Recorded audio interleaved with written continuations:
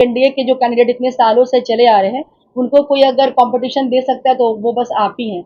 और इसीलिए मैंने बहुत तैयारी भी की, जो जो स्ट्रैटेजी बनानी चाहिए, जो जो तरीका अपनाना चाहिए, किस तरह से हम सब वोट कटने से या रुकने से बचा सकते हैं, किस तरह से हमारे वोट को यहाँ वहाँ ना बांटा जाए। इसलिए मैंने बहुत सारा चीज़ सोच के रखा था और बहुत सारा काम मैंने ऐसे किया हुआ था। मैंने पूरी पूरी कोशिश की, जी जान लगाया कि टिकट मुझे मिले और मैं आपके बीच आज खड़ी रहती और मैं चुनाव लड़ती। तो मैं चाहूंगी मेरी बिहार शरीफ के लोगों को, आवाम को, जनता को ऐसा प्रतिनिधि मिले जिस तरह से मैं उनके लिए हमेशा खड़ी रही, उनके अच्छे में, बुरे में, सुख में, दुख में। मैं आपके बीच इस बार चुनाव नहीं लड़ रही हूँ, लेकिन मैं चुनाव नहीं भी लड़ रही हूँ तो भी मैं आपके लिए हमेशा खड़ी हूँ। जैसे मैंने सब दिन आपके साथ काम किया है, सब दिन आपके अच्छे बुरे में, आपके सुख दुख में धरातल पे मैं खड़ी रही हूँ, आपके बीच रही हूँ। आगे भी मैं ऐसे ही आपके साथ हूँ। हमेशा हमारे अनुसार चीज़ें नहीं होती हैं और ये सब तो चीज़ें राजनीति में लगी रहती हैं। कभी मुझे चुनाव लड़ने का मौका मिलेगा, कभी नहीं भी मिला। लेकिन ये सब चीज़ें तो राजनीति में जब आप है तो आपको फेस करना पड़ता है। मेरी ईमानदारी, मेरी निष्ठा आज भी पूरी तरह से जो है पार्टी के साथ है और मैं आगे भी पार्टी के साथ हमेशा इसी तरह से ईमानदारी से खड़ी रहूंगी। और मेरा भी एक सपना है, जो सभी लोगों का सपना है, हर एक बिहारी का सपना है कि बिहार के अच्छे दिन आए और एक नया बिहार बने। हम सबको जो है मुख्यमंत्री बनाना है तेजस्वी यादव जी को, क्योंकि उनका मुख्यमंत्री बनना हम सबका सपना साकार हो। तो प्रेस कॉन्फ्रेंस करने का मेरा उद्देश्य ये है कि मैं आप सबके माध्यम से ये सूचना अपने क्षेत्र के लोगों को, अपनी मैं बिहार शरीफ की आवाम को, वहाँ की जनता को ये मैसेज देना चाहती हूँ कि हम जब महागठबंधन में होते हैं, जब किसी के साथ आपकी पार्टनरशिप नॉकआउट होती है, तो दोनों लोगों की सहमति को लेके चलना होता है।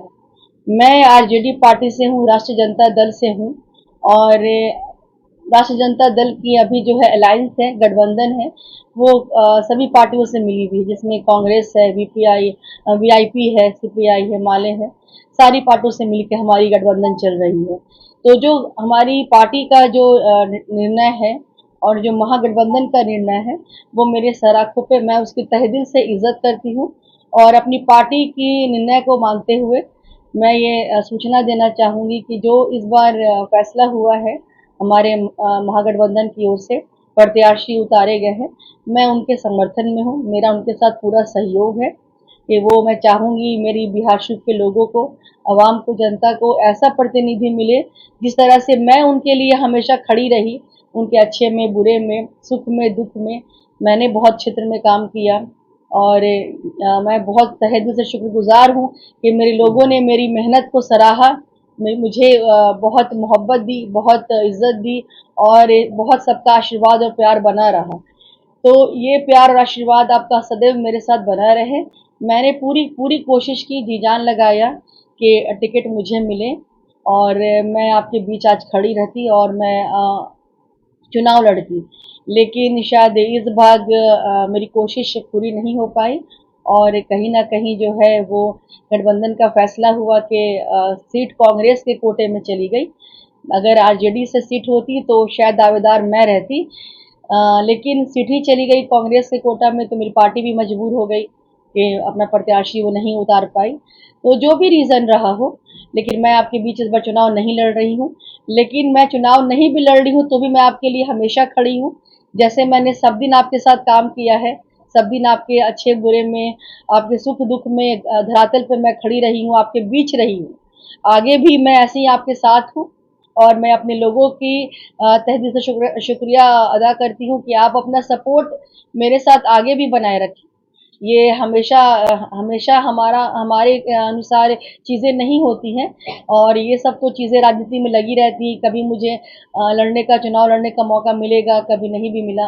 लेकिन ये सब चीज़ें तो राजनीति में जब आप है तो आपको फेस करना पड़ता है और यहाँ जो गठबंधन का फैसला है वो भी स्वीकार करना पड़ता है। एक सवाल है जी, इस बार आप लगातार काम कर रही थी क्षेत्र में, इस बार ऐसा देखा गया महागठबंधन में कि आरजेडी जहां कैंडिडेट दे रही है वहाँ कांग्रेस की भी कैंडिडेट है, जहाँ कांग्रेस का कैंडिडेट है वहाँ आरजेडी का भी कैंडिडेट है, बस ऐसा ही है।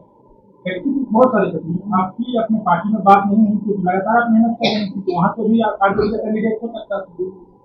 मेरी पार्टी में बात हुई थी, मैंने अपनी बात रखी कि मेरी वहाँ की आवाम, मेरी वहाँ के लोग मुझे चाहते हैं कि मैं चुनाव लड़ूं, और मैंने मेहनत भी बहुत की है। ये सब के तो साझेदार आप लोग सब रहे जी।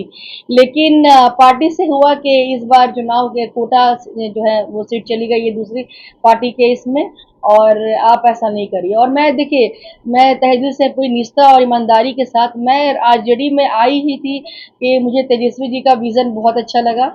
मैं एक पढ़ी लिखी महिला हूँ और एक यूथ हूँ, एक आज की आवाज़ हूँ।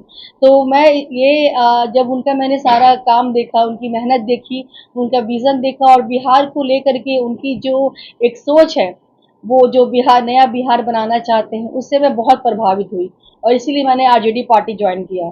लेकिन कहिए कि दुर्भाग्य से मुझे इस बार नहीं लड़ने का चुनाव लड़ने का मौका मिला।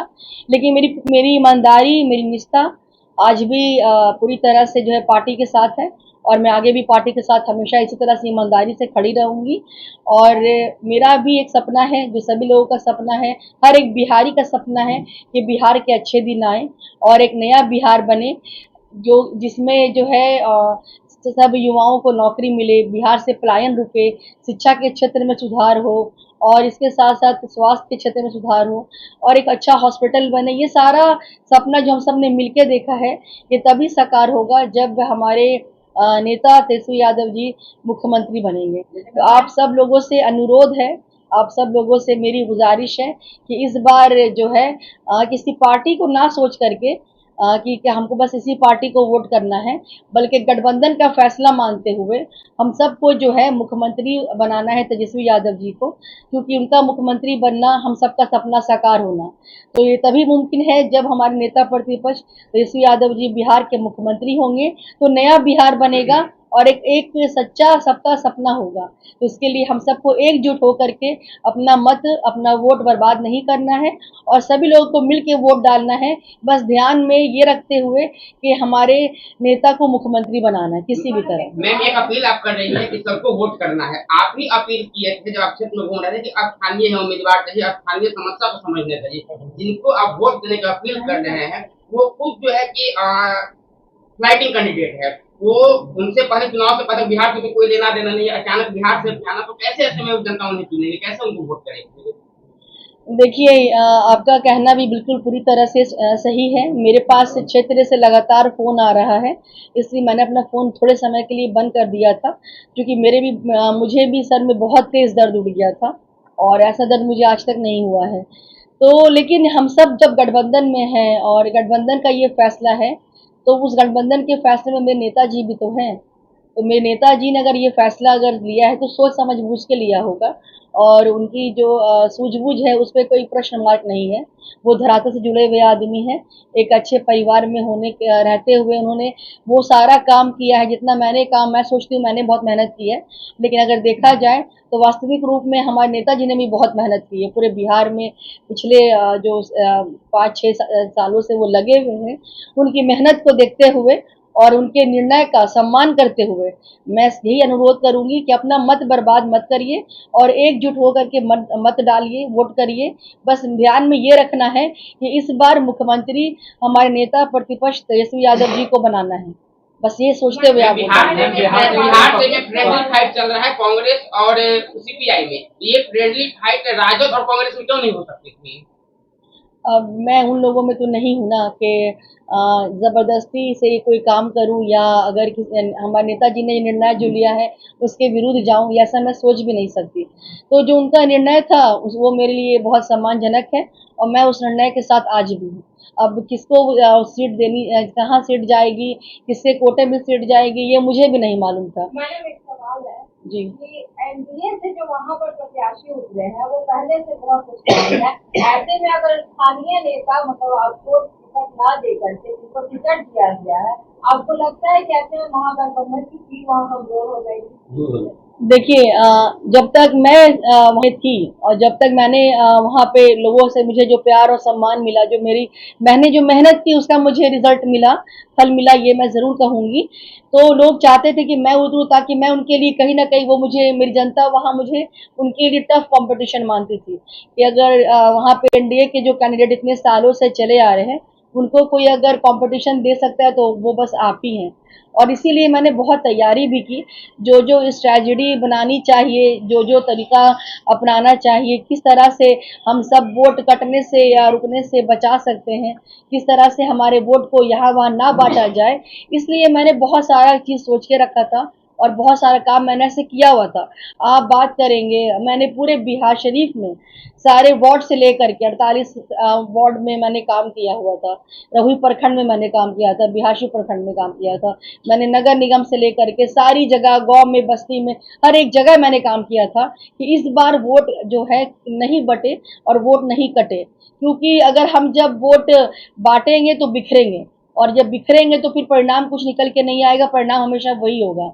तो यही सब सोचते हुए मैंने मेहनत की, बहुत काम की, लेकिन निर्णय कुछ और हुआ। और मैम एक तरफ एक ज्यादा बोलते हैं कि बिहार में लोकल सरकार होनी चाहिए, बाहरी आदमी जैसे नरेंद्र भाई मोदी के गुजरात में यहाँ के दूसरे को सरकार बनाते, लोकल सरकार रहेगा तो यहाँ की जनता का ज्यादा कदर करेगा।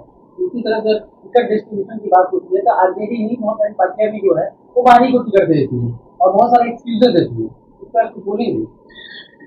देखिए, कहीं ना कहीं गठबंधन में वो भी जो है उनकी मजबूरी रही होगी, क्योंकि जब उनके पास एक स्ट्रॉन्ग कैंडिडेट था फील्ड में उतारने के लिए, और ये कहीं ना कहीं मैंने सुनिश्चित भी किया है अपनी पार्टी को और सारे लोगों को कि इस बार कंपटीशन बहुत नेक टू नेक होने वाला है, कंपटीशन बहुत टफ होने वाला है और हमारे जीतने के आसार ज्यादा हैं। मैंने अपनी सारी बात रखी है, ऐसा नहीं है कि आपके सामने मैं ऐसे ही बैठी हूँ। सारी बात रखने के बाद भी जो उनके साथ मजबूरी हो रही होगी कुछ, क्योंकि मजबूरी के तहत ही उन्होंने टिकट और मुझे नहीं दे पाए और सीट जो है वो किसी दूसरे पार्टी के कोटा में चली गई। तो इसका सम्मान करना चाहिए। जो भी नेता अगर है, जो भी आपके उम्मीदवार हैं, जो भी कार्यकर्ता है, वो सारे लोगों को चाहिए कि नेता का जो डिसीजन होता है उसको मानना चाहिए। जिस तरह से घर में छोटे बच्चों को कहा जाता है कि माँ बाप की बात मानो, इस तरह से कार्यकर्ता के लिए भी होता है कि वो नेता की बात माने।